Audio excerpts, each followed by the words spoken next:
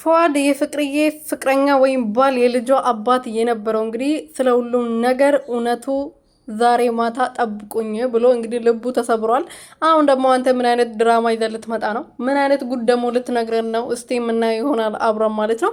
ልጁን ፖስቶ እንግዲህ ከነ ጥቅሱ ዛሬ ማታ ጠብቁኝ፣ የሁሉም ነገር እውነታ ዛሬ ማታ ይወጣል ብለዋል። እና እስቲ ምን አይነት እውነት ደግሞ እንደምነግረን አብረን የምናይ ይሆናል። ምክንያቱም እሱና ፍቅርዬ የጨረሱ ጉዳይ ነው። እንግዲህ ምንም ከሱ አዲስ ነገር እንሰማለን ወይም ደግሞ አዲስ ነገር እናያለን የሚል ነገር የለም።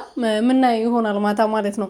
ሰላም ሰላም ቤተሰቦቼ እንዴት ናችሁልኝ? እኔ ያለው እግዚአብሔር ይመስገን። በያላችሁበት ሰላማችሁ ብዝት ትርፍርፍ ይበልልኝ። ለዚህ ቻናል ለዚህ ቤት አዲስ የሆናችሁ ሰብስክራይብ፣ ሼር፣ ላይክ እያደረጋችሁ ቤተሰብ ሆኖ እንግዲህ ፉአድ የፍቅርዬ ባል የነበረው የልጇ አባት ዛሬ ከነ ልጁ መጥቷል። ዛሬ ማታ አዲስ ነገር አለ ጠብቁኝ፣ የሁሉም ነገር ጉድ ዛሬ ይጋለጣል፣ ጉዱ ይወጣል ብለዋል። እና ምን አይነት ጉድ ደግሞ ይዞልን እንደሚመጣ አብረን የምናይ ይሆናል። ምክንያቱም ፍቅርና ፉአድ እንግዲህ ጨርሰዋል ብዙ ነገራቸውን። እሷም የራሷን የተወነረች እሱም በራሱ አይነት በራሱ ላይ መጥቶ ሰርቷል።